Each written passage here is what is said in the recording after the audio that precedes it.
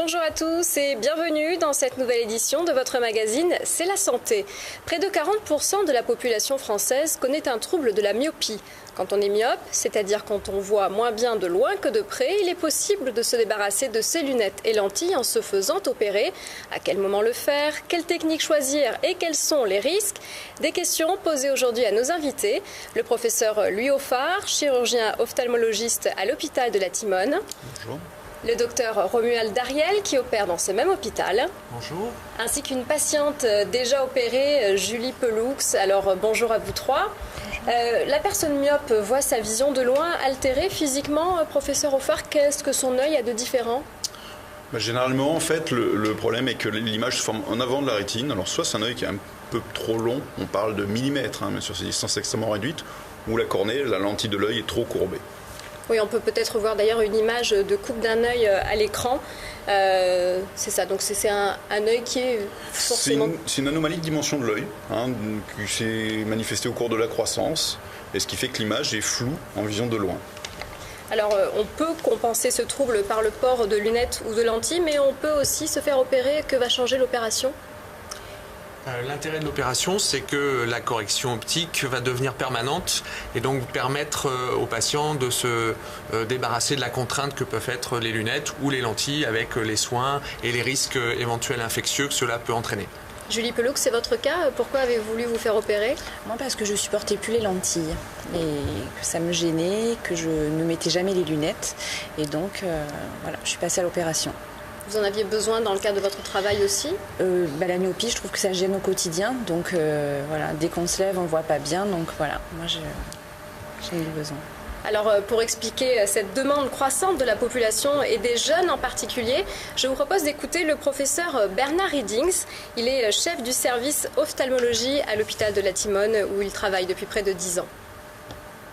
À l'époque, on opérait la myopie, mais pas avec les techniques de maintenant. On pratiquait des kératotomies radiaires avec un couteau diamant.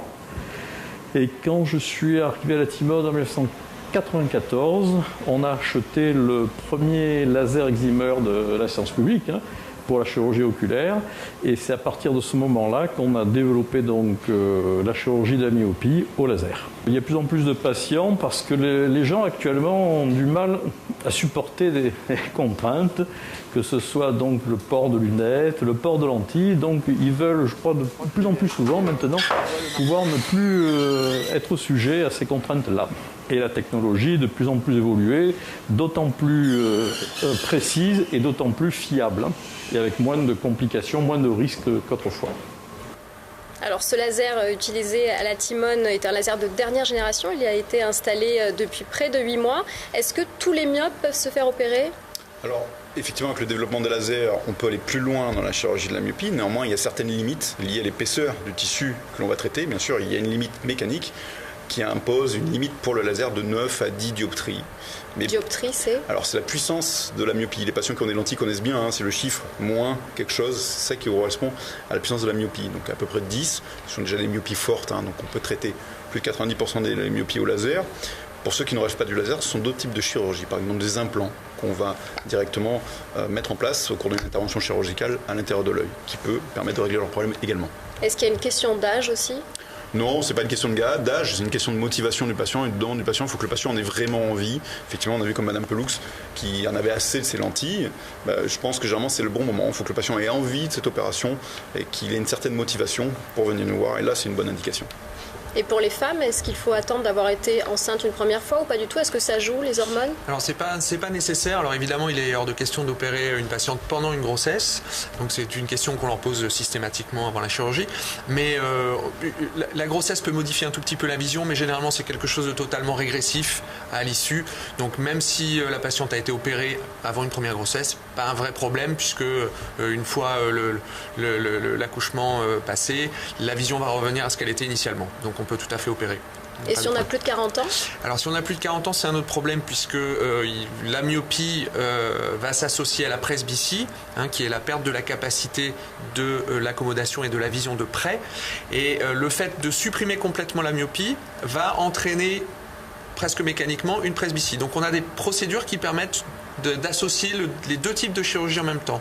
Donc le critère d'âge n'est plus là encore un vrai critère, puisqu'on peut proposer aux patients de les opérer de leur myopie et de la presbytie dans le même temps. Mais si on est proche de la quarantaine, est-ce qu'il vaut mieux attendre l'arrivée de la presbytie du coup ? Parfois, il est peut-être plus simple effectivement d'attendre que la presbytie soit enclenchée pour pouvoir affiner, on va dire, la décision de traitement d'un œil par rapport à l'autre, parce que certaines procédures vont être un tout petit peu différentes d'un œil par rapport à l'autre. Donc c'est pas mal d'attendre d'avoir au moins un petit peu de presbytie enclenchée, ce qui permet de décider quel sera l'œil directeur de loin, de près.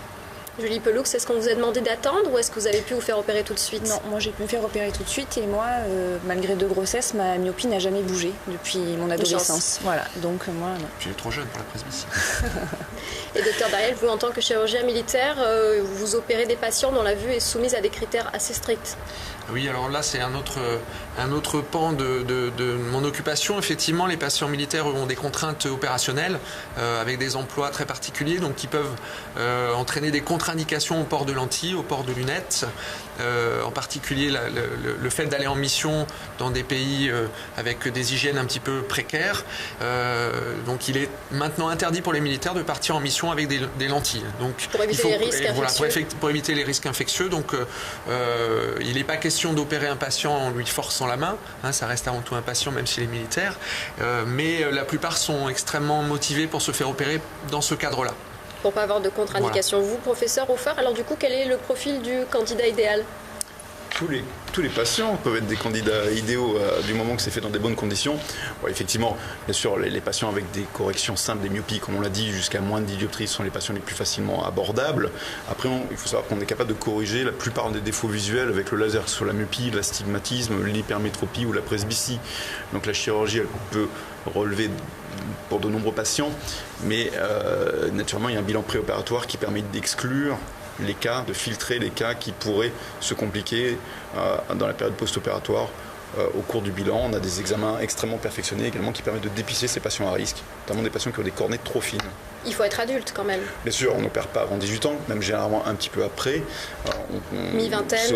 Autour de la vingtaine, généralement. Hein, effectivement, on attend qu'il y ait une véritable stabilisation de la vision des patients, objectivée sur plusieurs examens, plusieurs années d'écart, pour être certain de traiter définitivement le patient et ne pas avoir besoin d'y retourner quelques années après. Justement, vous parlez de ces examens, de ces tests. Ce sont eux qui vont permettre de choisir la technique à utiliser ? Alors, tout d'abord, de sélectionner le patient ou non, hein, des examens perfectionnés de type topographie cornéenne, c'est-à-dire on va analyser la forme de la cornée, on va mesurer son épaisseur surtout. Les patients qui ont des épaisseurs trop limites, trop fines, ou une forme de cornée qui n'est pas appropriée, on va les récuser. En fonction, on peut choisir le type de technique, effectivement. Alors, il y a des critères, je dirais actuellement, plus d'habitude du praticien qui rentre en compte, mais c'est un dialogue avec le patient, effectivement. Il y a des techniques qui sont extrêmement simples, qui ont des inconvénients également, et des techniques un petit peu plus compliquées, mais qui apportent plus de confort après les chirurgies. Avant de poursuivre, je vous propose de voir en image une opération en regardant ce reportage. Bonjour. Bonjour. Ça va ? Très bien. Je pénètre. Allez, on y va, tout est prêt. Voilà, vous entendez ce petit bruit ? Oui. C'est le bruit, le laser fait ce bruit-là. D'accord ? Pour corriger sa myopie, ce plus patient voyant, va ça. être opéré avec un laser eximeur de surface. Opération privilégiée pour les cornées trop fines ou irrégulières. Une infirmière se charge d'abord de l'anesthésie locale. Ce sont des gouttes puissantes, anesthésiantes, qui font que l'anesthésie se réalise. Et vous voyez, nous pouvons traiter sans aucune douleur. L'anesthésie dure 20 minutes, donc le patient a le temps de rentrer chez lui et de commencer son traitement. Son rôle ne s'arrête pas là. Notre rôle aussi est de rassurer le patient. Certaines personnes sont plus inquiètes que d'autres, surtout les jeunes hommes. Mais ce patient n'a pas hésité à se faire opérer. Pour 2 raisons. Une professionnelle, parce que je suis sapeur-pompier et avec les équipements de protection individuelle, c'est pas pratique. Et une deuxième pour le confort de la vie de tous les jours. Les yeux, c'est relativement sensible.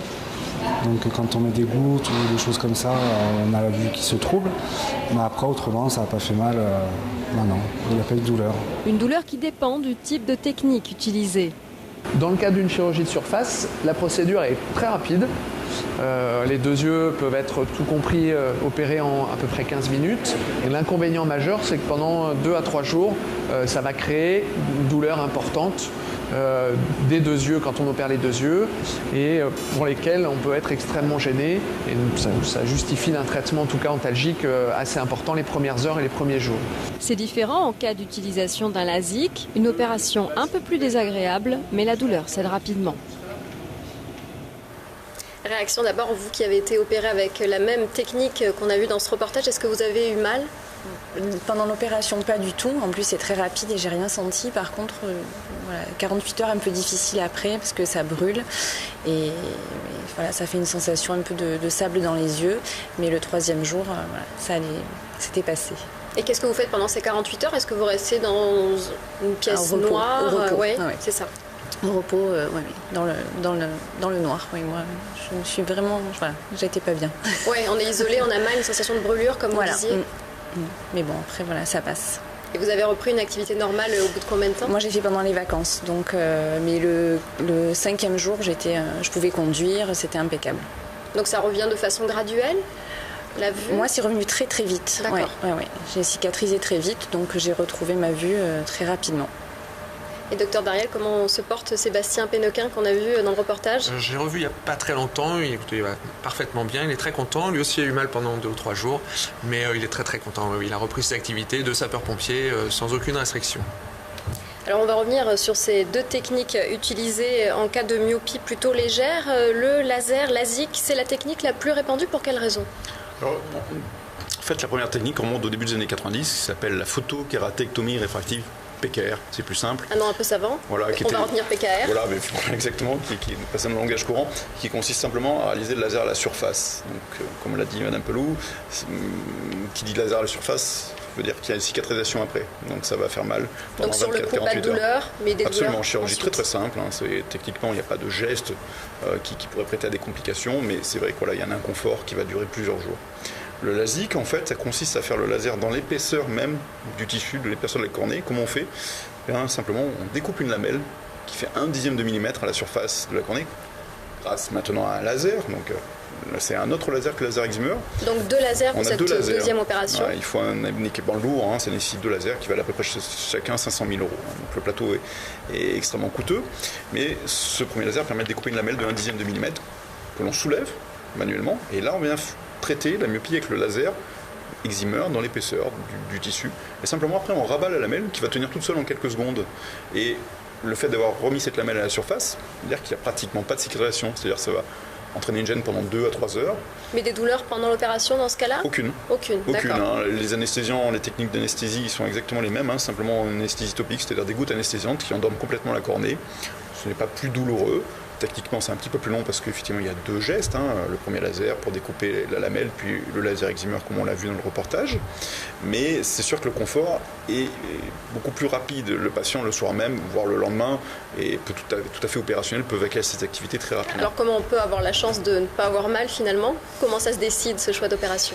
C'est une habitude du chirurgien. C'est vrai que certains chirurgiens préfèrent faire de la technique de surface parce qu'ils ont commencé il y a un petit peu plus longtemps. Entre-temps sont apparues les techniques de LASIK.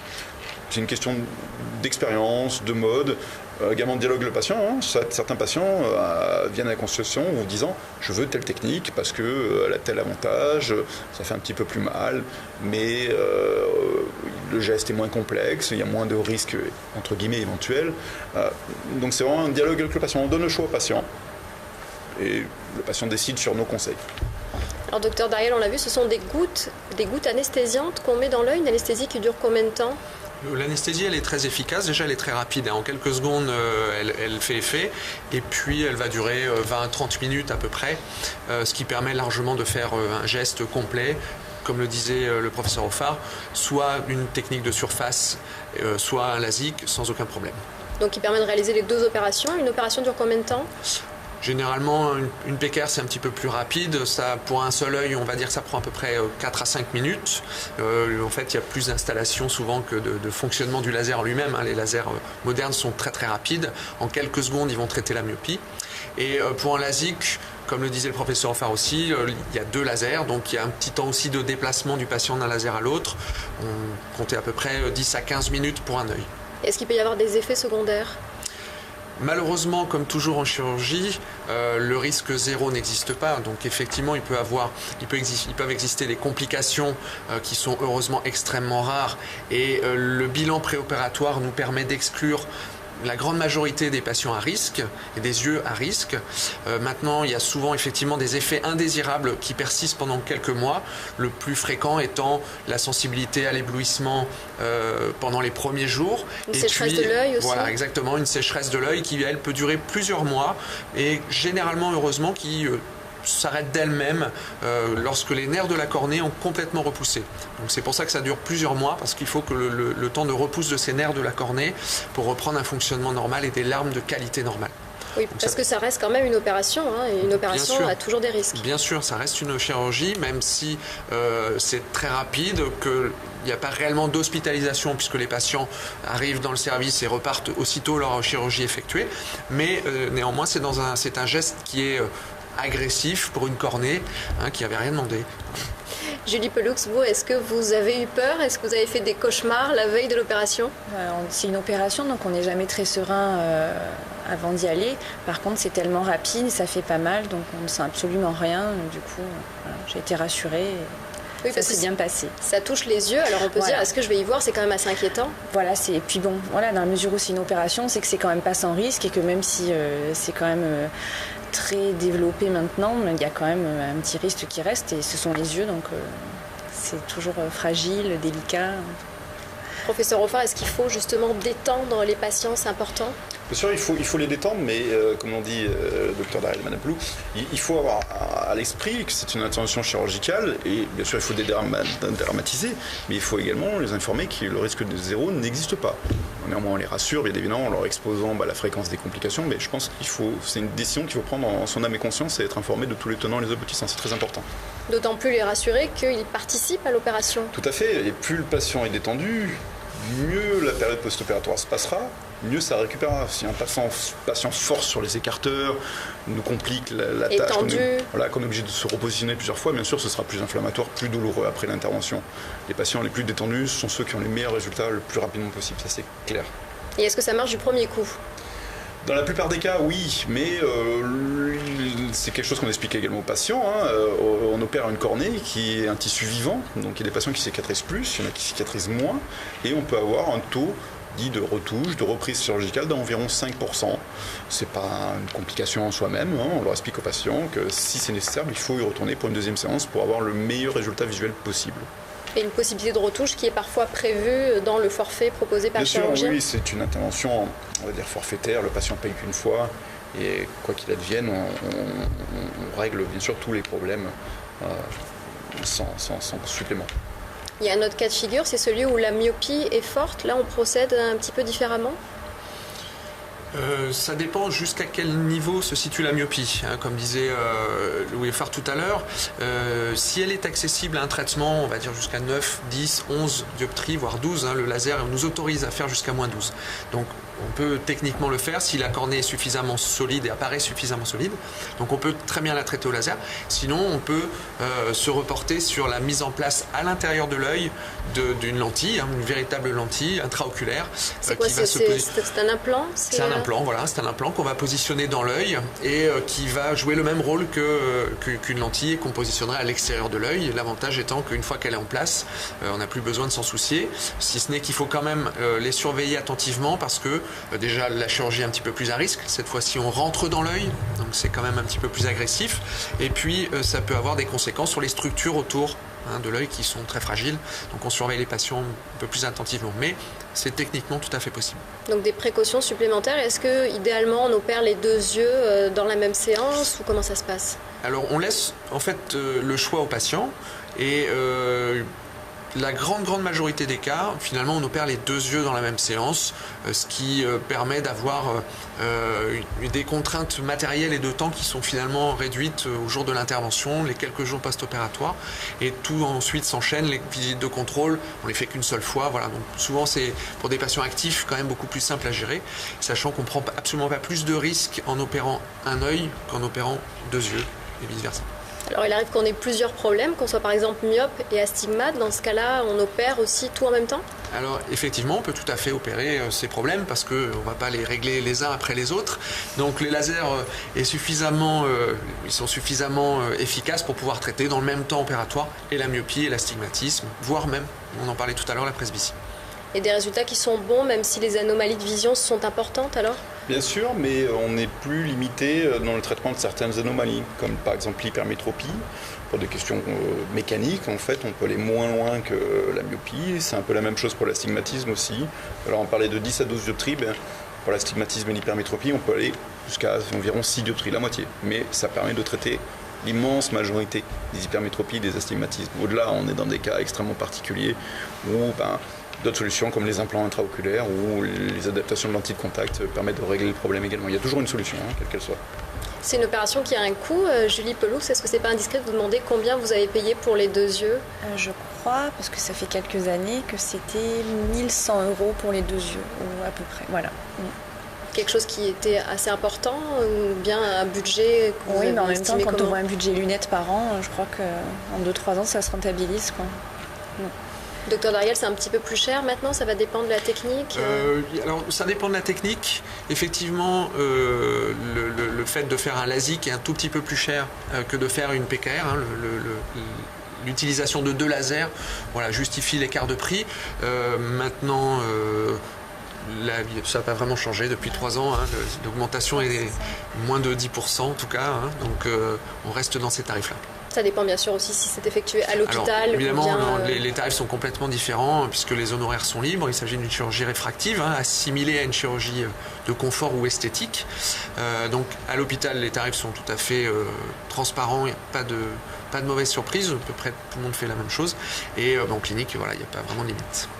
Oui, justement, au niveau remboursement, vous avez été peu ou pas remboursé? Moi, j'ai une très bonne mutuelle, donc oui, j'ai été remboursée. Mais en règle générale, c'est ça, c'est considéré comme une opération chirurgie esthétique aujourd'hui? Oui, toujours. Ça reste dans ce cadre-là. Et donc les remboursements, aucun remboursement par la sécurité sociale et remboursement pro rata des forfaits de mutuelle.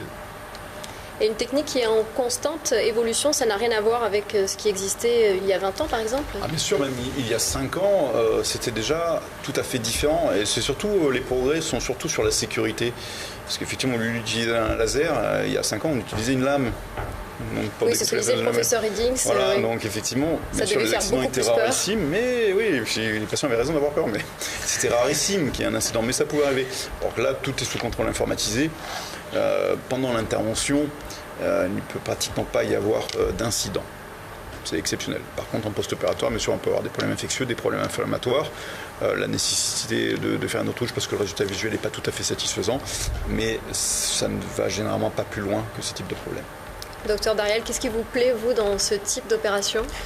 Je vais me répéter, je dis c'était le côté un peu magique ou le côté un peu magicien de la chirurgie, parce que c'est vrai que c'est pas donné à tout le monde de pouvoir redonner presque instantanément de la vision au patient, et c'est quelque chose qui est extrêmement gratifiant pour un chirurgien. Ensuite, c'est une chirurgie qui a un très fort impact technologique et donc qui justifie qu'on entretienne ses connaissances en permanence, qu'on continue à se former en permanence, et donc ça nous oblige à vraiment être au dernier degré des connaissances. Donc c'est quelque chose qui est quand même intéressant quand on est médecin ou chirurgien.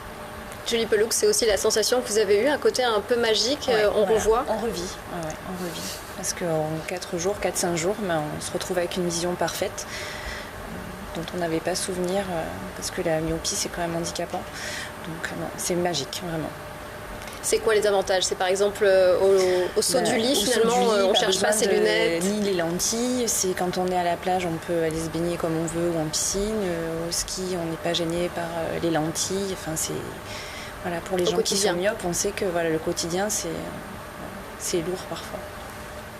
Professeur Offert, de plus en plus de patients vous appellent et commandent une opération? Bien sûr, oui, non, c'est une chirurgie bien sûr qui est de plus en plus médiatisée, de plus en plus abordable. Ce qu'on l'a vu, bien sûr, c'est pas la sécurité sociale qui doit prendre ça en charge, mais les mutuelles prennent ça de plus en plus en charge plutôt que effectivement un forfait lunettes. Préfèrent oui, parce que ça coûte cher annuellement. Les chirurgies, a priori, c'est une fois et puis c'est réglé. Hein. Tandis qu'un forfait lunettes tous les ans, effectivement, on voit les niveaux auxquels on arrive. Donc effectivement, il y a de plus en plus de demandes et on peut répondre de plus en plus aux demandes des patients. Et de plus en plus de jeunes? Je dirais, c'est pas tellement à ce niveau-là. On a de plus en plus de demandes, c'est sur les chirurgies de la presbytie. Parce qu'effectivement, on a des nouvelles techniques qui donnent des bons résultats maintenant. Et c'est surtout les patients entre 40 et 50 ans où il y a une forte poussée. Oui, c'est ça, docteur Dariel, même après 40 ans, on n'a plus envie de porter des lunettes ou d'en reporter. Oui, c'est une deuxième jeunesse. Donc, si on peut offrir ça aux patients, c'est vrai que c'est une forte demande. Et comme je disais à l'OFA, on a des techniques qui sont maintenant performantes, efficaces. Donc, on a beaucoup de demandes dans cette indication. Peut-être même des patients qui ont déjà été opérés de la myopie et qui se disent « je vais peut-être le faire pour la presbytie ». Oui, tout à fait. Oui, ça c'est une nouveauté. Effectivement, on commence à faire des retouches de patients qui avaient été opérés parfois des années auparavant, voire même plus de 20 ans auparavant, et qui sont arrivés à l'âge de la presbytie maintenant et qui sont de nouveau demandeurs d'une retouche. Et donc, on peut dans un certain nombre de cas, on peut leur offrir ce service. Alors merci à vous trois d'être venus sur le plateau de l'émission C'est la santé.